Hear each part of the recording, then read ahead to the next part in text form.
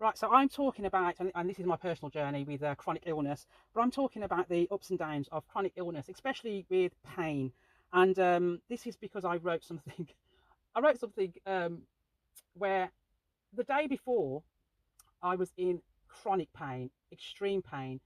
And then the next day I was feeling like that, it felt like I was cured. It's like, wow, what's going on? Why do I feel like this?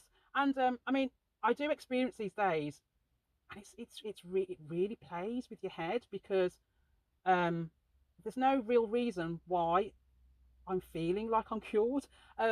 It's not that I've done anything to make that happen, and then so because of that, you're wishing that, oh, I hope this lasts for a few days, and then it doesn't, and then things change around, and then you're feeling really down about it. And when I was writing this thing, there was a lot of expletives. I'll try and cut out the expletives because yeah, I just don't, don't want to go down that road. But I just basically said it's a mind fuck. It really does mess with your head. Um, and that, I mean, yeah, we're having to experience pain, but it's this other side, like the emotional head fuck these chronic pain conditions play with you, and yeah, so it's just really difficult dealing with that. And then I think then the thoughts that come into your head where it may be that your family or your friends or your neighbours may have seen you one day where you can hardly walk. For me, it may be then I have to use things like a walking stick because I can barely walk, so I need that. Or for me as well, I have a lot of dizziness, so I'll need to use a stick to help with my balance. And then it'll come the next day, and you're feeling absolutely fantastic. You're not needing to use any aids to help, and then it's confusing for me. And so I just think, God, this has got to be really confusing for my family as well because they're living with me and they just don't know what to expect. Like, I just don't know what to expect. So it's navigating that. It's navigating that there's going to be days like this where I feel like I'm cured and it's fantastic. And at the moment, I'm having more of those days because we're having lovely weather here in the UK, and I find that I seem to be very sensitive to the weather. So if it's damp, if it's cold, then I'm usually in for some bad days. Whereas where the weather is picking up and it's starting to become a lot more warmer, then I have a lot more better days. And then also what's happening is that when there's a drastic change, so I might have a good few days of really good weather, and then you'll have one day where it's really bad or it's damp, and then it just changes where miraculously then I'm in a lot of pain. Whereas the day before felt fantastic, but then it's also happening the other direction where you experience. I had this where we had a few days of really nice weather, and then it went really cold, and then I had a few days where I was in a lot of pain, and then the weather's just changed again where it went really warm, but instead of it being pain that I was experiencing, I was having a lot of fatigue, just really wiped out, and couldn't figure out why am I so tired? I can barely move, and then realizing, oh, it's the weather. It's because it's gone from now cold to hot, and it's now my body's got to get used to that temperature. So yeah, it's just a complete mindfuck. Obviously, there's things where if I do too much, I'm in pain maybe the next day. So I might have these really fantastic days and I feel like I have the energy where I can run a marathon. And so then it's like I forget that, oh, I've actually got this illness going on. And then I start doing lots of housework, or I might get out the house and be do more things that I would normally do. And then the next day I'm in pain. And then there's these days where I'm in pain. So I don't move around that much. And then the next day I'm in more pain and more pain. So it's this balancing act which at times is really hard to juggle.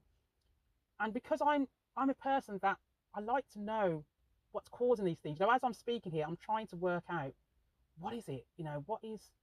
What can I do to balance these things out? And it's really difficult to do that. If you've not listened to me before, um, I'm diagnosed with other chronic illnesses.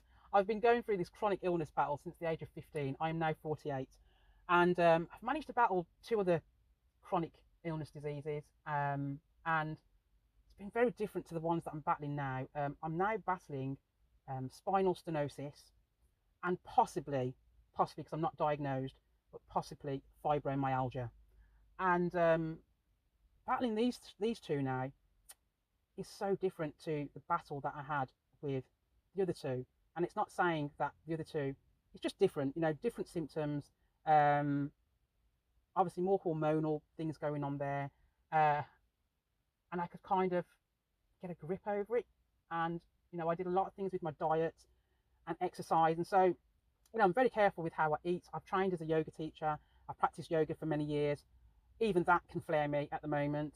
I'm trained as a nutritional therapist, so I'm very wise when it comes to about diet and supplements and all those kind of things. And I'm doing all of that. Um, and yeah, there is a difference with diet. If I have days where I'm not great with diet, as in, and I suppose my not great is not probably the norm, because I've ate a certain way for a number of years to kind of manage my other diseases.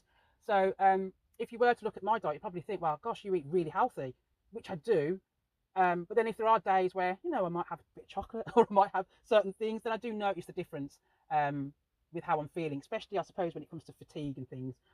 But it's more the movement side of things that I think I'm finding difficult to get a hold of.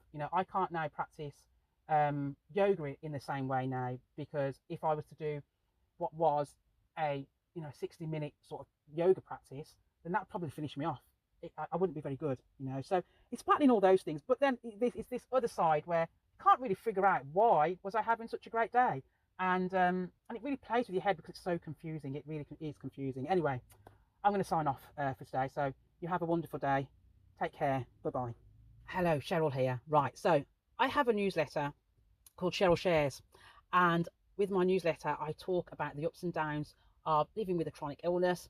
And then my background also is that I'm trained as a nutritional therapist and a yoga teacher. So in the newsletter I will also talk about the benefits of vitamins and minerals and foods and certain diets. I'll also talk about the ups and downs of having a chronic illness, because I'm diagnosed with 3 of them, and so I understand the ups and downs, the battles of living with a chronic illness, and the kind of the messages that we have to give ourselves to motivate us to keep going. It can be quite easy to kind of like be sitting back and not doing things and letting our conditions kind of take over.